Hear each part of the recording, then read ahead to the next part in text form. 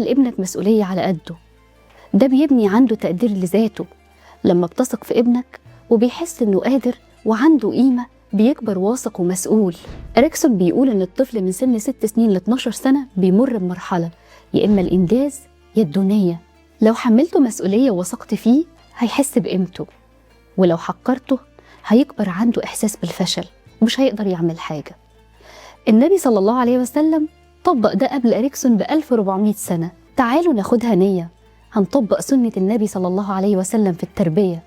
أول حاجة اديهم الثقة وحملهم المسؤولية، ده اللي بيصنع الرجالة وبيصنع البنات اللي واثقة في نفسها.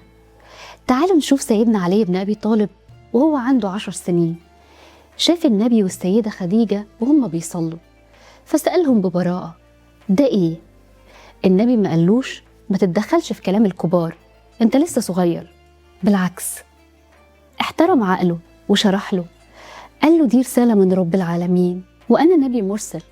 علي قال له خلاص هشاور بابايا الأول.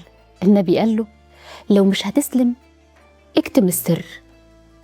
تخيلوا ائتمن طفل عنده 10 سنين على سر الإسلام كله. الكفار كانوا ممكن يقتلوا أي مسلم وقتها. رجع علي تاني يوم وقال له أنا مسلم. أصله اتربى في بيت النبي، اتربى مع السيدة خديجة. سيدنا علي كبر وبقى أمير المؤمنين، أعظم رجالات الإسلام. نام في فراش النبي وقريش واقفين بالسيوف على بابه، لأنه آمن بمزاجه واقتنع.